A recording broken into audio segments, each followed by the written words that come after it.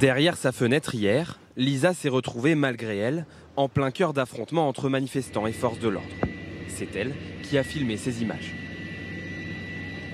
Tout le monde jetait des trucs et c'était vraiment dans cette rue que tout se passait. Un fumigène a explosé sur la terrasse de ma voisine et un autre qui a explosé du coup dans le trou et ça a monté et ça a commencé à former un petit trou dans la toiture. L'étudiante a emménagé ici il y a 6 mois. Elle soutient le mouvement de contestation, mais avoue que depuis plusieurs semaines, son quotidien est chamboulé. C'est assez fatigant, c'est un peu tous les jours du bruit. Donc, tous les jours en bas, il y a des CRS, il y a de la sécurité. Et ouais, c'est assez stressant quand même. Non mais c'est fou, on s'habitue un peu au chaos.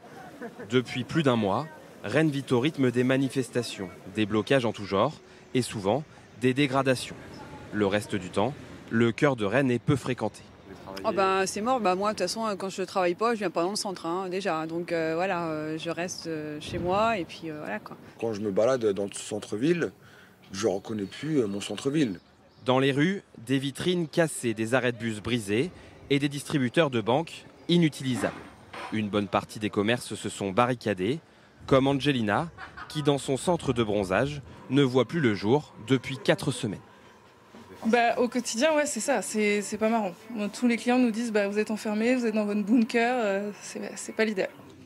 Pas idéal non plus pour ce bar-restaurant. Leur terrasse est en plein centre de Rennes, sur une place devenue le théâtre de plusieurs rassemblements ces dernières semaines. Pas le meilleur moment pour remplir son restaurant. Oui, j'ai eu des annulations, des gens qui avaient réservé le midi, qui disaient qu'ils ne pouvaient pas atteindre le centre-ville.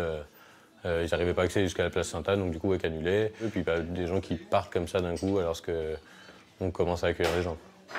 Une situation qui ne concerne pas seulement Rennes.